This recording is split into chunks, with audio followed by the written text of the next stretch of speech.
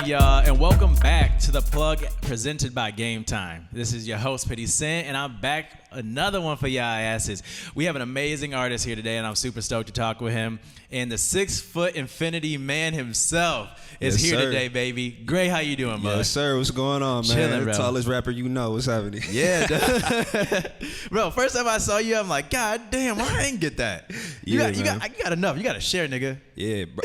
I've been tall all my life, bro. And it's like, I came out this tall, bro. This nigga walked out. You feel me? One big step. You know what I'm saying? Oh, shit. Well, yeah, I'm really happy to have you here today. Hell yeah. And one thing I really appreciate is, like, your craft. So this is going to be an amazing interview. Yeah, man. Honestly, I just want to thank you guys for having me out here.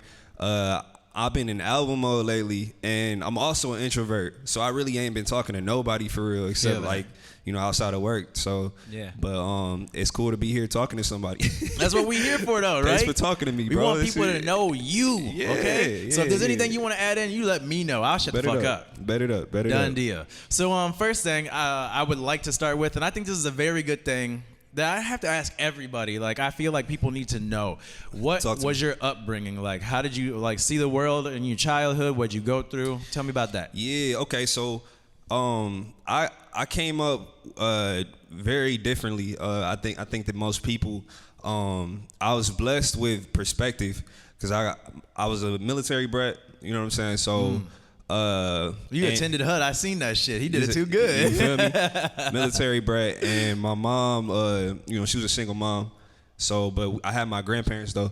So when she would go away, I would go stay with my grandparents. They stayed downriver. When she was here, we stayed off of 8 Mile on the east side. Oh shit! And so you seen some shit. You feel me? So how old are you again? I'm 25 right now. Okay. Yeah, I'm 25. There. So it's like, I was blessed with perspective at a young age, because like I would be on, you know, on 8 Mile, all type of shit. You know what I'm saying? Our house would get broken into.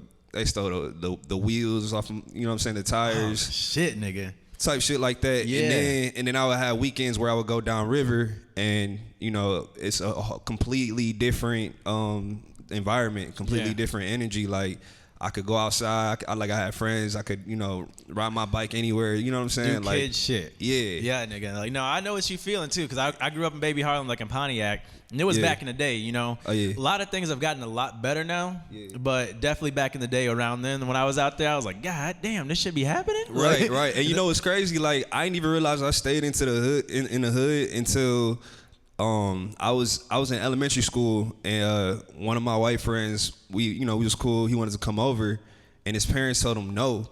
I was like, why'd they say no? It's dangerous over there. I was like, Mom, is this true? That's like, always the one that will get you. You're like, you can come over here. Right, exactly. And that's what it was too. You know, it was like, no, you can't go over there, son. That's you know, like that Lion King shit. We're like, everything. Oh my God. You know what I'm saying? Except over here, we don't go over there. Son. Yeah, they're just like, no. We are around here. Yeah. This is what we know. Right.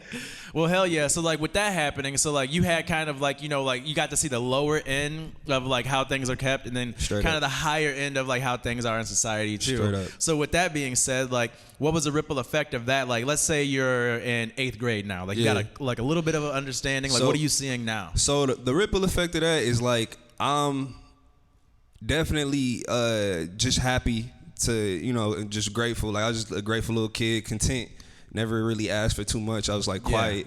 And I was quiet. I spent time like bouncing between schools, so like I knew like a lot of people, but I wasn't really close with anybody because I never really stayed in the neighborhood that I went to school in. Type shit. I feel that. Same here. Shit. Yeah, for real. Dog, so much. Yeah. So like I was cool with everybody, but like I just like wasn't really like had no, you know what I'm saying? Yeah, nobody that locked down. You know, exactly. That was a piece of you. Yeah, not too much. Yeah. But that's a good way, like, because you get a good diverse amount of people, and you kind of learn what you want at an earlier age. Facts. I think that kind of helps with that, you know? Yeah. Hell yeah. Yeah. So then, when did the music aspect start clicking in your head? Like, when did you start making music? From then on, seeing how things are going, like, what was the first thing that, like, wasn't music, but, like, you were kind of involved in creating? So, creatively, I was drawing at a really young age. Yeah. I think we the same person, nigga. Like, goddamn.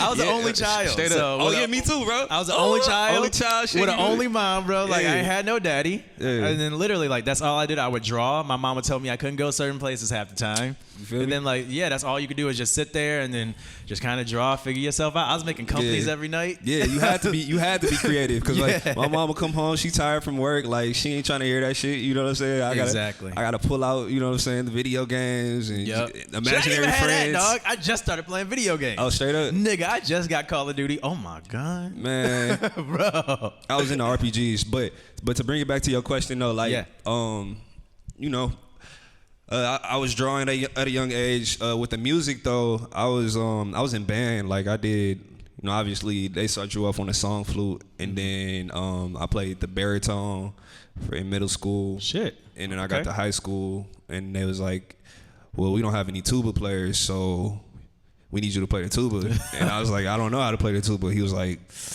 but you can carry one. Right. But you kind of tall. You can probably just do it. And I was like, I don't want to do it. He was like, you can probably just do it though. I was like, all right, fine, I'll do it. That's sick. I played tuba for like 3 years, 4 years, and then 10th grade I started taking piano lessons. So I took piano lessons from 10th grade to my senior year. Okay, I was gonna ask, like, was that like a self thing, or like did you just like have something that pushed you to do that? Yeah, I started off just with like a little keyboard, and I was like on YouTube and shit, and then I got more serious with it. So my grandparents, they got me a piano teacher.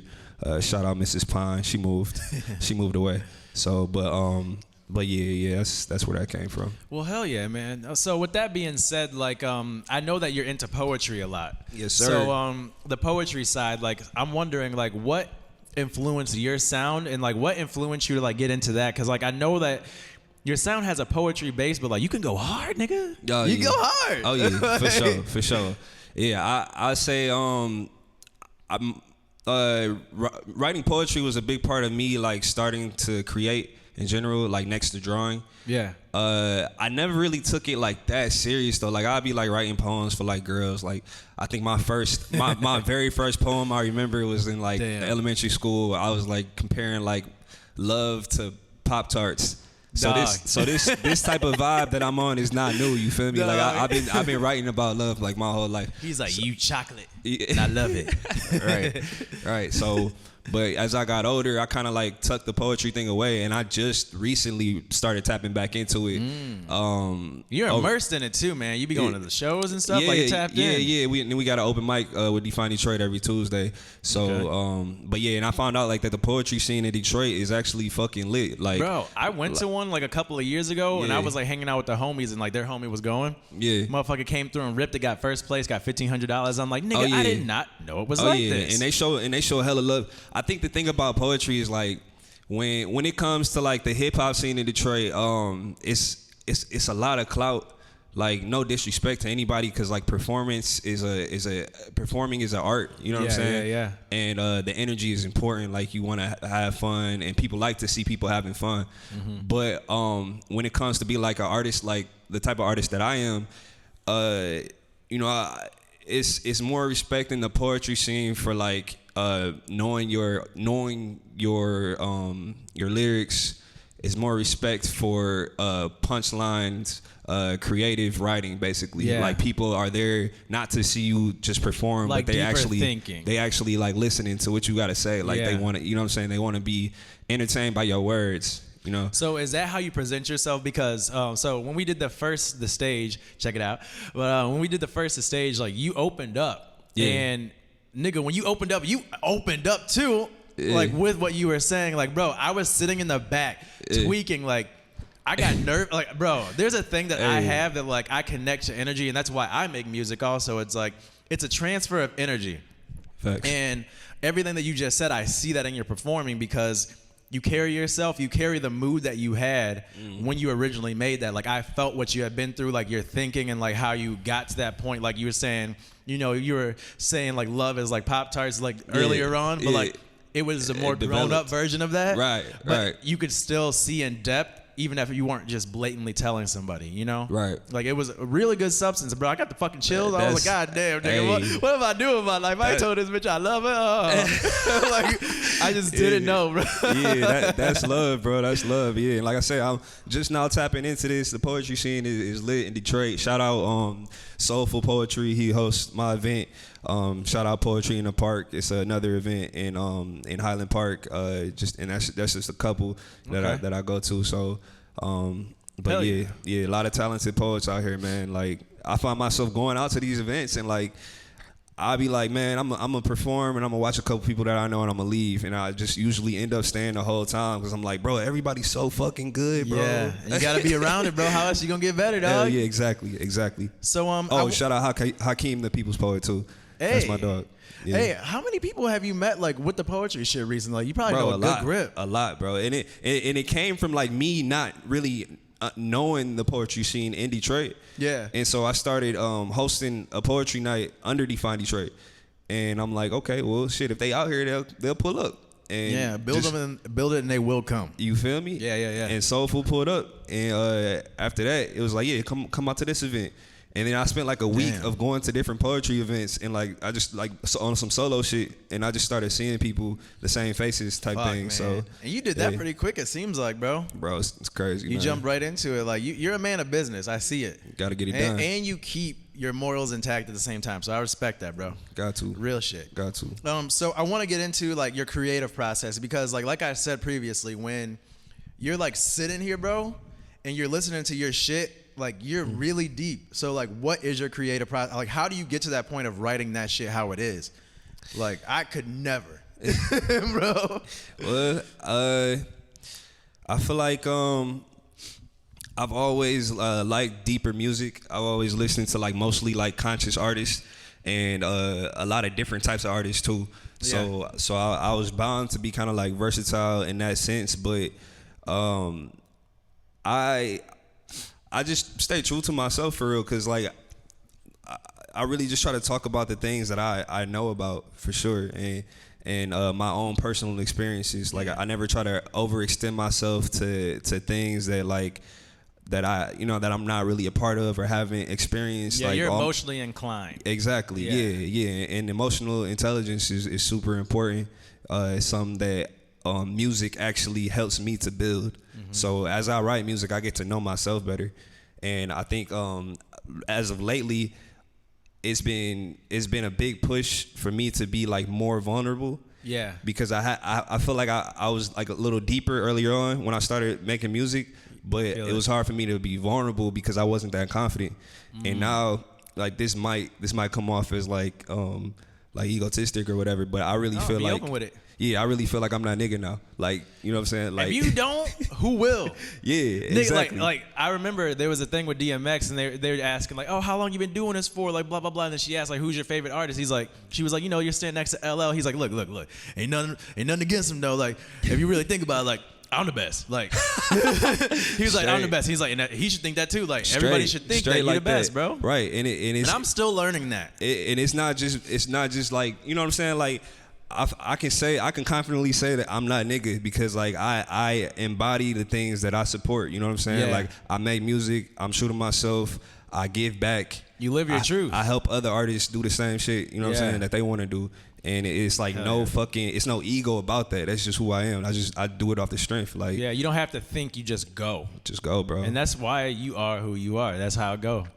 Dog. Oh my God. So I also so Define Detroit, I want to get more into that. So like, what's that all about? Like, can you go in depth about it? Yeah. So Define Detroit started just before I put my first project out, and it was basically like me understanding my place in the city, coming from 8 Mile and downriver and kind of bouncing around. Like, the sound that I developed wasn't really like what's hot in Detroit. Like so early on, I knew that's that, all of us in this room, right? You feel me? And so that was just my way of like attracting like-minded people, because like I know I'm not the only artist that's kind of like on some different type of shit. Yeah. So the same thing, like just like with the poetry nights, I know they out here, Yeah.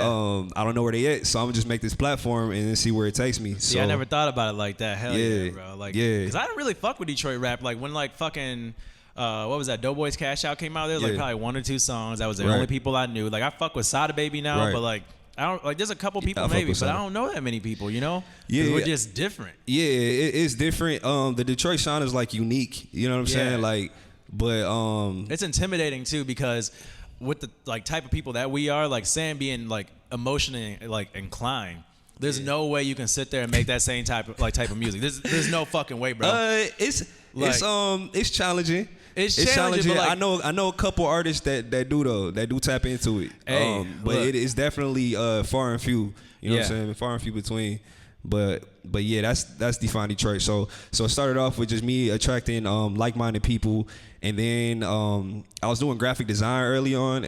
Started spending more time with artists, and then I was like, fuck it, well, let me just rap and see what happens. Shit, you weren't even rapping around that time? I was rapping when I made Define Detroit. Okay. But I was like, damn. But graphic design is what took me there, because originally it was like I'm just doing cover art for people, and you know what I'm saying, like little promotional content and stuff like that. But yeah. So you earned your way through the scene of like knowing who you do and finding your sound too. Yeah, bro. You got to grow. Facts. Trying. Facts. And I still feel like I have so much room to grow, like so much room, so much space to grow, and you know, I'm just really getting my feet wet so far.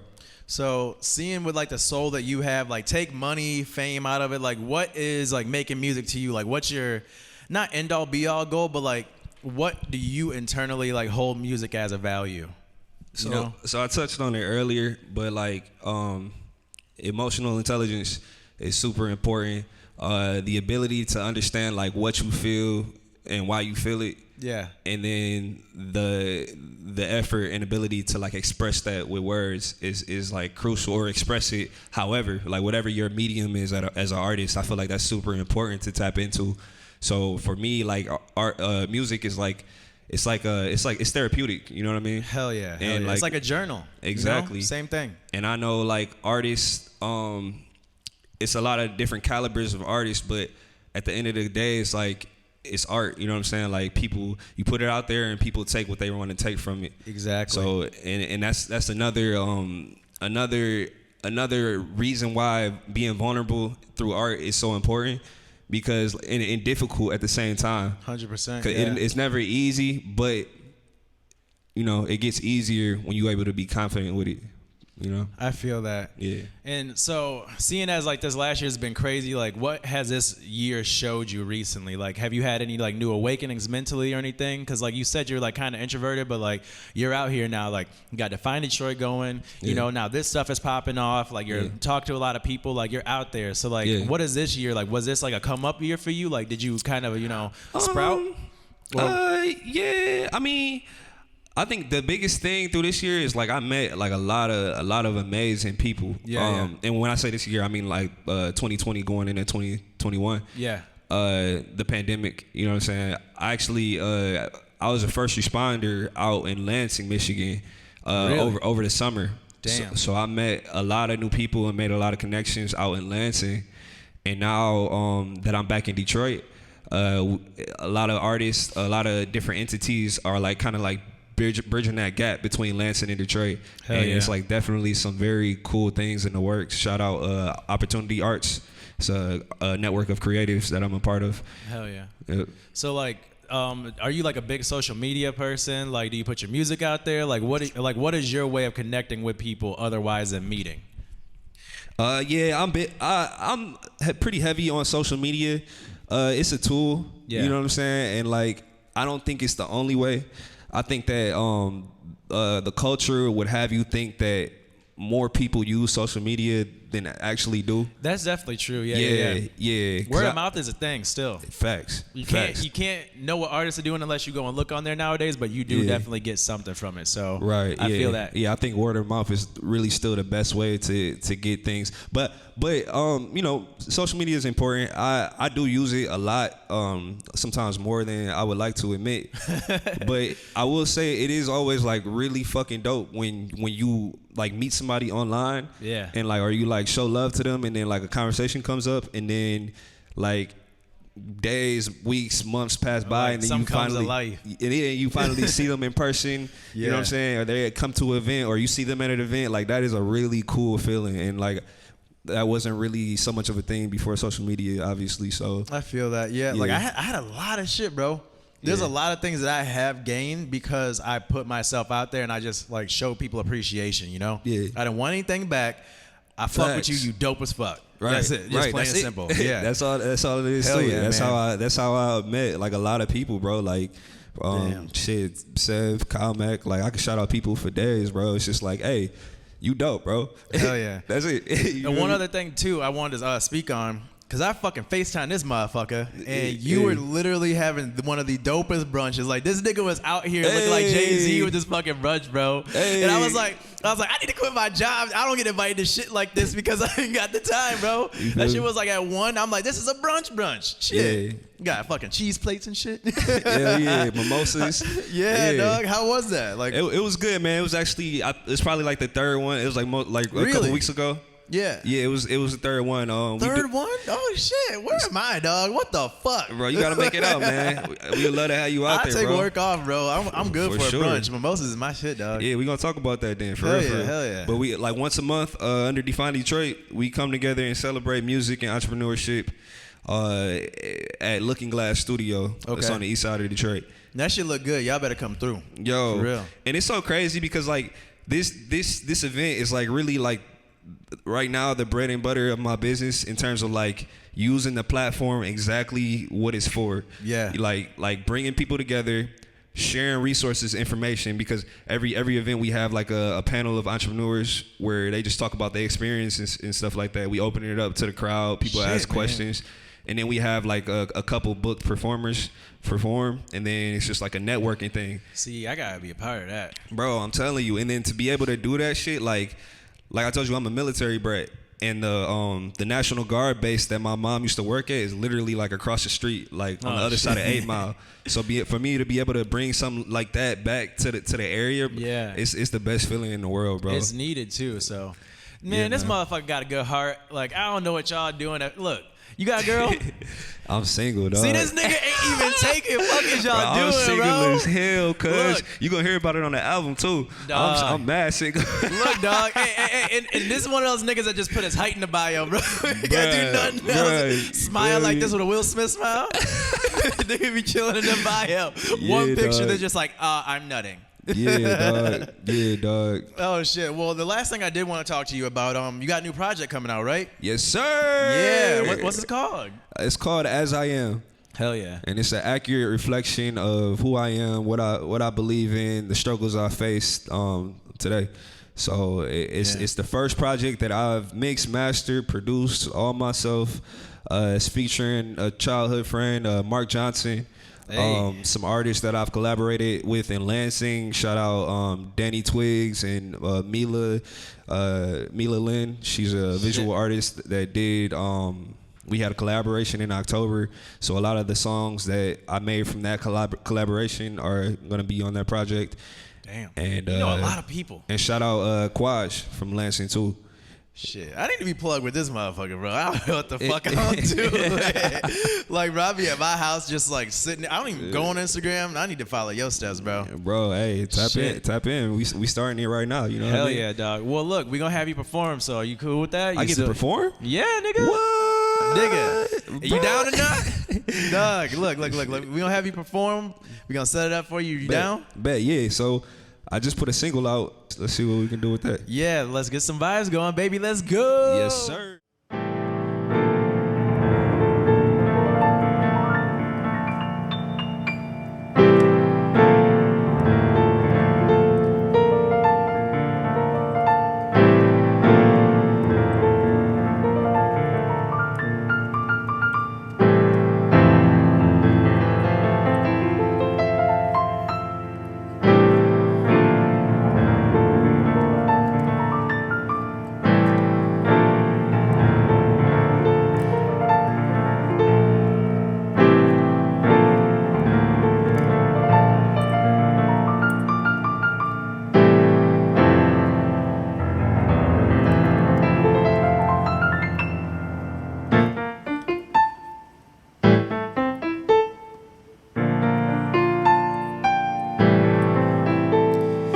first found love, I was 17. I thought that it was fake, but it was real as me. Her parents said that I was black, and cause of that it couldn't be. I fought that battle till I couldn't, then I let it breathe. Second time I found love, I was overseas with it. She had a life together, woman of my dreams in it, but the time wasn't right, I'm too young, you see. 2 deployments had a split, it wasn't meant to be. Third time I learned what love really meant to me. Whole lot of on and off, and crazy as it seems, I ain't know she really loved me till she set me free. No looking back, no looking back. My heart getting heavy, but I can't let it go. My heart getting heavy, but I can't let it go. My heart getting heavy, but I can't let it go. My heart getting fucked, but I can't let it.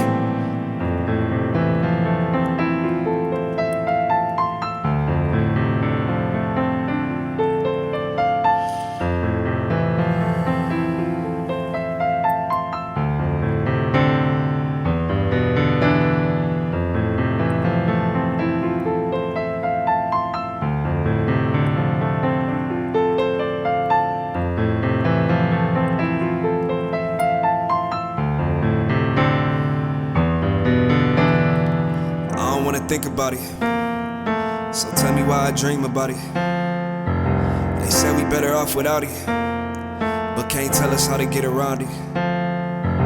If I overcome these trials of love, are you my prize? I don't wanna force your hand, I'm biding time. You don't wanna try, we try, and then we fight.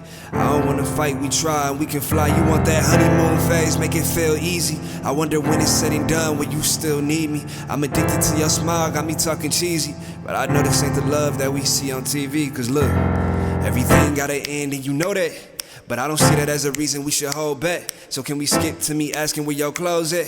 Cause I'm the best man for you and that's no cap. I told her, don't take me too serious, it's just rap, but blocking out your blessings with a growth in that. A life without love ain't no hope in that. She just looked at me and smiled as she turned her back.